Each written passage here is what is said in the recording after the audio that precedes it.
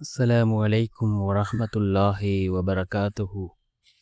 الحمد لله الحمد لله الذي نحمده ونستعينه ونستغفره ونؤمن به ونتوكل عليه أما بعد.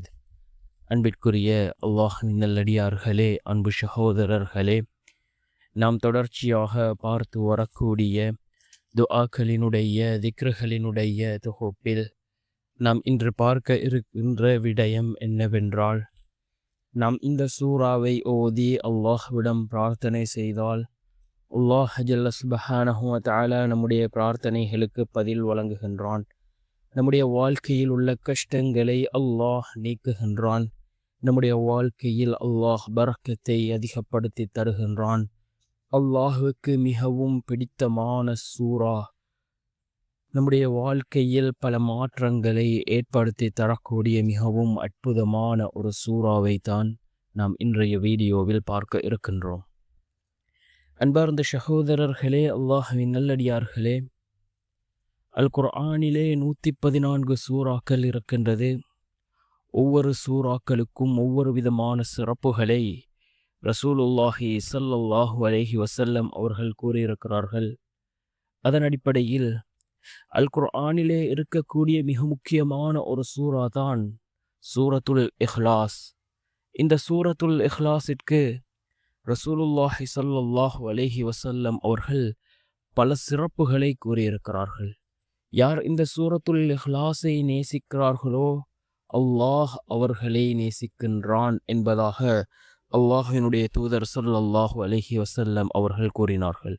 அதே போன்று இந்த சூரத்துல் இஹ்லாஸ் இருக்கின்றதே, இது அல்லாஹுக்கு மிகவும் பிடித்தமான சூரா என்பதாக அல்லாஹ்வினுடைய தூதர் ஸல்லல்லாஹு அலைஹி வஸல்லம் அவர்கள் கூறினார்கள். இவ்வாறு ஏராளமான சிறப்புகள் இந்த சூரத்துல் இஹ்லாஸிற்கு இருக்கின்றது. இந்த சூரத்துல் இஹ்லாஸை 3 தடவை ஓதினால் குர்ஆனில் ஒரு பகுதியை ஓதிய நன்மையை அல்லாஹ் நமக்கு வழங்குகின்றான். இவ்வாறு பல சிறப்புகளை ரசூலுல்லாஹி ஸல்லல்லாஹு அலைஹி வஸல்லம் அவர்கள் இந்த சூரத்துல் இஹ்லாஸிற்கு குறிப்பிட்டிருக்கிறார்கள். அன்பார்ந்த சகோதரர்களே, அல்லாஹ்வின் நல்லடியார்களே, நாம் ஒவ்வொரு நாளும் இந்த சூரத்துல் இஹ்லாஸை அதிகமாக ஓதுவோம்.